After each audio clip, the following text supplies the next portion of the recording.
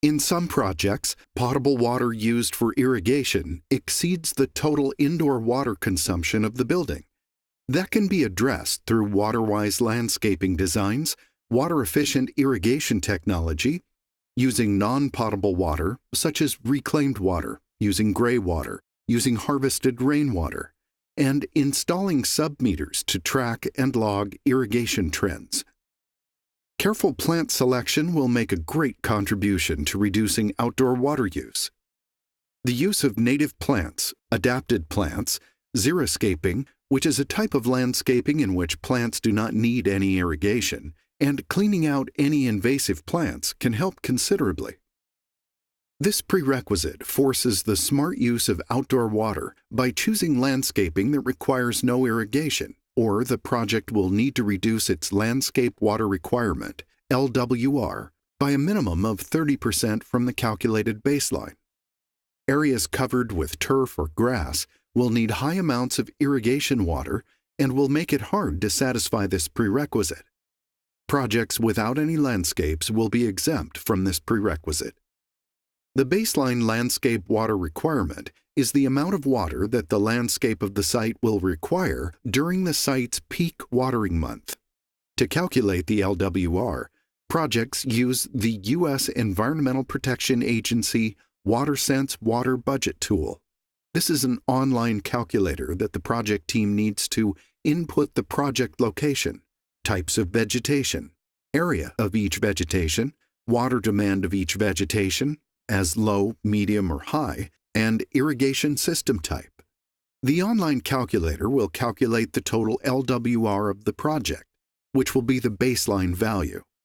To classify the water demand of each vegetation as low, medium, or high, the project teams can refer to plant guidelines, state agricultural extension services, or nurseries.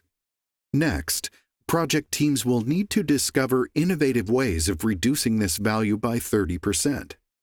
One important thing to note under this prerequisite is that project teams cannot use non-potable water sources, such as reclaimed water, gray water, or harvested rainwater, to establish the 30% outdoor water use reduction. However, this can happen under the Outdoor Water Use Reduction Credit, which will be discussed in the following modules. Here is the Prerequisite Roadmap.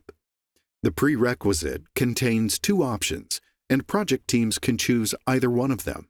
Option 1, no irrigation required, and Option 2, reduced irrigation. Let's take a closer look at this prerequisite. Prerequisite intent to reduce outdoor water consumption. Prerequisite requirements. Projects should reduce outdoor water use through one of the two options. Non-vegetated surfaces, such as pavements, must be excluded from landscape area calculations. Athletic fields and playgrounds, if vegetated, and food gardens may be included or excluded in the prerequisite calculations at the project team's discretion. Let's start with Option 1, no irrigation required. As the name of the option implies, if a project has a landscape that does not need any irrigation beyond a maximum of a 2-year establishment period, documenting it will fulfill the prerequisite.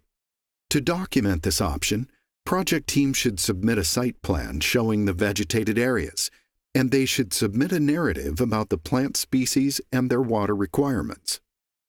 If the project does not have a landscape which does not need any irrigation, the project team will need to pursue Option 2, reduced irrigation. Under this option, projects need to reduce the project's landscape water consumption by at least 30% from the calculated baseline for the site's peak watering month. This reduction should be established by careful selection of the plant species and the irrigation systems according to their efficiency. For the landscape water requirement calculation, the EPA Watersense Water Budget Tool will be used.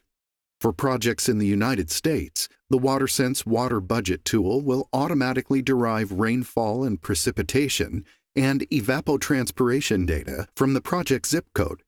However, projects outside the United States will need to manually enter this data and can also use the Excel version of the Watersense Water Budget Tool. The World Meteorological Organization website can be helpful in figuring out the precipitation data, and the Food and Agriculture Organization of the United Nations can be beneficial in determining the evapotranspiration data. Please remember that if a project has large areas of turf or grass, it will be harder to satisfy the prerequisite since their water consumption will be much higher than other vegetation types. Projects should mainly use native and adapted plants. Once more, non-vegetated areas, such as pavements, should be excluded from the calculations. Athletic fields, vegetated playgrounds, and food gardens may be included or excluded from these calculations according to the project team's decision. And project teams cannot use non-potable water sources, such as reclaimed water, gray water, or harvested rainwater, to establish the 30% outdoor water reduction. However, this can happen under the Outdoor Water Use Reduction credit. Now, let's take a look at the required documentation for this prerequisite. For documenting this option, project teams should submit a site plan indicating the location and size of each landscaping zone, and they should submit the Watersense Water Budget Tool report. Lastly, let's take a look at the key things to remember for this prerequisite. 1. Projects should reduce the baseline outdoor water usage 30% from the calculated baseline for the site's peak watering month. 2. Non-vegetated surfaces, such as pavement, should be excluded from landscape area calculations. Athletic fields and playgrounds, if vegetated, and food gardens may be included or excluded at the project team's discretion. 3. Project teams cannot use non-potable water sources, such as reclaimed water, gray water, or harvested rainwater, to establish the 30% outdoor water reduction. 4. The U.S. Environmental Protection Agency Watersense Water Budget Tool is an online calculator that the project teams need to input the project location, types of vegetation, area of each vegetation, water demand of each vegetation, low, medium, or high, and irrigation system type. And 5.